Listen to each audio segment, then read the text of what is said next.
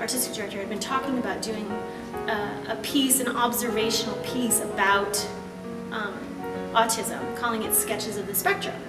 And as soon as she started talking about it, my mouth started drooling, because that's one of my favorite ways to tell a story, is through that kind of non-linear rambling narrative. For me, the best way to tell it would be through movement, because movement shows me so much about what's going on inside people's heads. And I think that's also true in the autistic spectrum.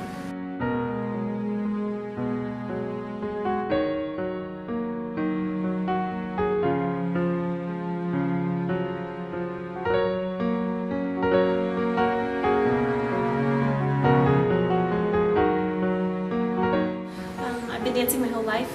My last professional job was with Hubbard Street Dance Chicago, and I had the great opportunity to work with a really wide range of choreographers. One thing that it reinforced in me was the validity of movement, whether it comes from a jazz background, a ballet background, a modern background, or a pedestrian background. It's all valid if it's used properly to tell the story. I'm hoping that the audience will find themselves on stage at one point or another, and I'm hoping that who they identify with will change through the piece. Inside the autistic world, a person's life is very full and rich, but it's completely different than what a non-autistic person would experience. And so there's no way we can even see the same colors or hear the same sounds, because the way we're interpreting them is going to be totally different. Me being with autism, it's kind of hard for me to process my thoughts quickly. The ostinato, well, it's described as reoccurring theme. It's supposed to represent a feeling of an autistic person. A couple phases. One that's bright, and the other struggling.